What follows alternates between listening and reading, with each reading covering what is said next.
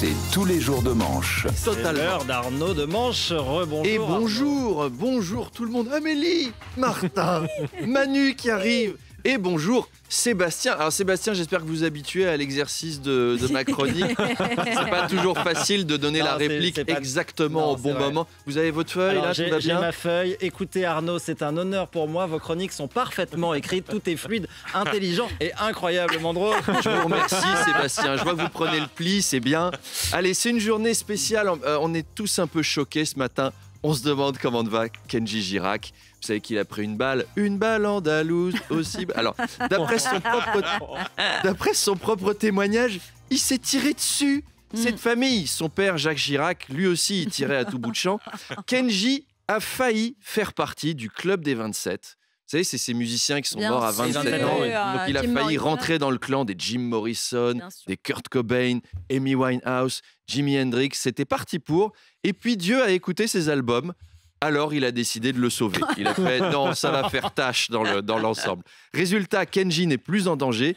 Il est conscient et il a parlé d'un accident domestique. Il n'y a quand même pas beaucoup d'accidents domestiques où tu te tires toi-même dans le buffet, quoi. Comment il a fait son compte? Tu fais les poussières sur les étagères où tu ranges tes flingues à 5h du matin, comme tout le monde. Et le Swiffer se prend dans la gâchette et PAM!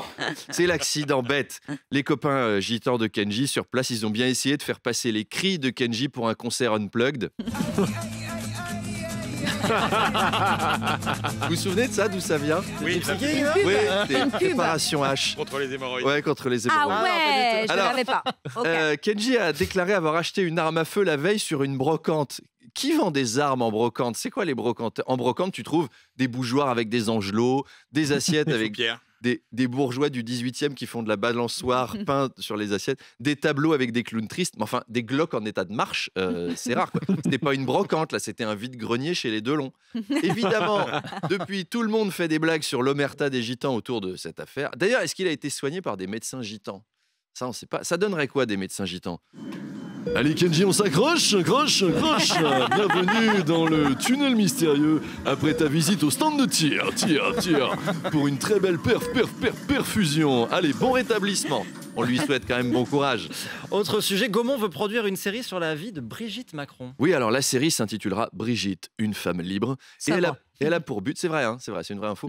Et elle a pour but, je cite... On a tous eu du mal à y croire. Non, on te croit, Arnaud, on te croit. La série a pour but, alors je cite, de retracer la trajectoire romanesque de Brigitte Macron. La principale difficulté, ça va être le passage de la rencontre avec Emmanuel, parce que si l'écriture est maladroite et si le casting est mal choisi, attention, tu vois, si c'est Marina Foïs qui joue Brigitte, voilà, enfin, le résultat sera pas le même si c'est Chantal là-dessous, quoi. Salut mon petit madame. Mais dis donc, t'es pas moche toi, viens me voir après les cours. Je t'aiderai à réviser tes poésies. Et il faut faire hyper gaffe. Alors pour concurrencer Brigitte, une femme libre, Disney va sortir une série encore plus intéressante, François Bayrou, un homme solitaire.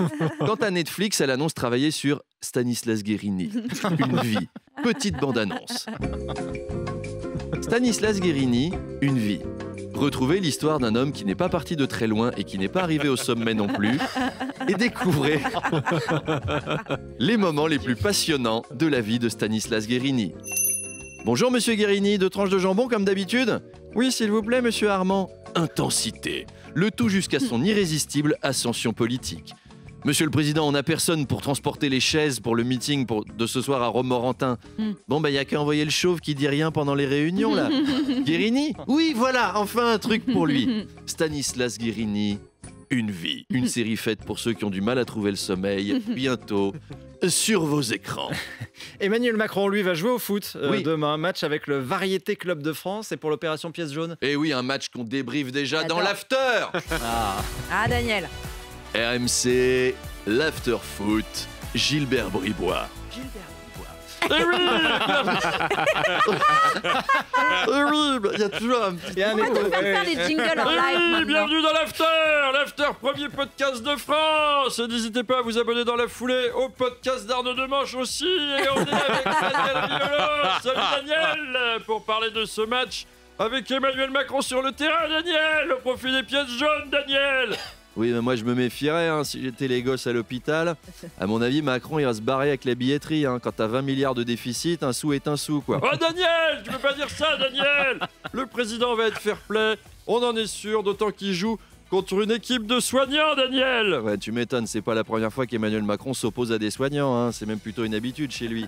Il y a qu'à voir la gueule des hôpitaux. Ça m'étonnerait pas qu'il essaye de casser une cheville à un infirmier juste pour le principe. Oh Daniel, enfin Daniel, c'est un match de solidarité quand même. Tout le monde va tirer dans le même sens, c'est les pièces jaunes. En plus, on sait que les Français adorent l'opération pièces jaunes et ils donnent beaucoup. Ouais, c'est sûr, hein, ils peuvent donner des pièces jaunes, les Français, ils ont plus que ça. Ce serait l'opération billet violet, ça marcherait moins bien. Hein. Oh Daniel, enfin arrête à la fin. En tout cas, on est impatients de ce match. On le débriefera évidemment jeudi. On compte sur RMC pour retransmettre la rencontre. Vas-y mon Jeannot. Et à toi Sébastien. Jeudi, ce sera avec Philippe, Apolline qui avec sera Apolline. de retour jeudi matin. Arnaud Demanche, à demain. En tous les cas, pour... À demain. Parce que c'est tous les jours Et en de podcast. manche. Allez, Arnaud Demanche qui pirate le face-à-face. Ce matin, l'invité du face-à-face, c'est le maire de Nice, Christian Estrosi.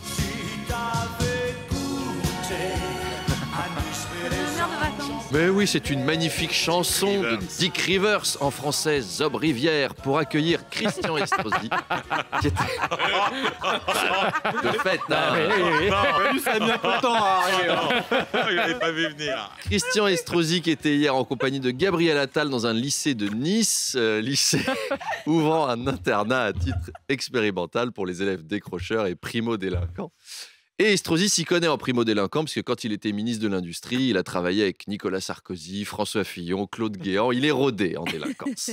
Bref, alors Gabriel Attal s'est rendu dans une école publique, c'est pas souvent, c'était rendez-vous en terre inconnue. Gabriel, vous allez découvrir un endroit sauvage, dangereux, mais tellement authentique, un internat lycée public avec la tribu des petits sauvageons. Waouh, j'adore! C'est tellement typique.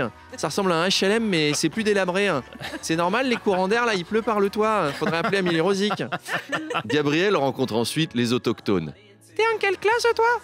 Moi, alors je suis pas en classe, je suis Premier ministre de la France. Vas-y, mytho, t'es en CM2. Alors d'ailleurs, vous avez vu l'image de cet enfant qui balance à Gabriel Attal. Waouh, vous êtes riche? Et après, il enchaîne avec Macron, il est méchant. On l'a tous vu l'image. Alors Gabriel Attal, d'abord, il bégaye, il fait c'est même pas vrai, je travaille avec lui quand même. Et après, il est rentré chez lui et il a discretos collé une mention fauteur de troubles dans son dossier Parcoursup. Au môme, là, il aura plus de boulot nulle part. Hein. 8 ans, il est grillé, mais c'est pas grave. Puisque le gamin est devenu instantanément l'idole de toute la gauche. Ils ont déjà décidé d'en faire son candidat pour 2027.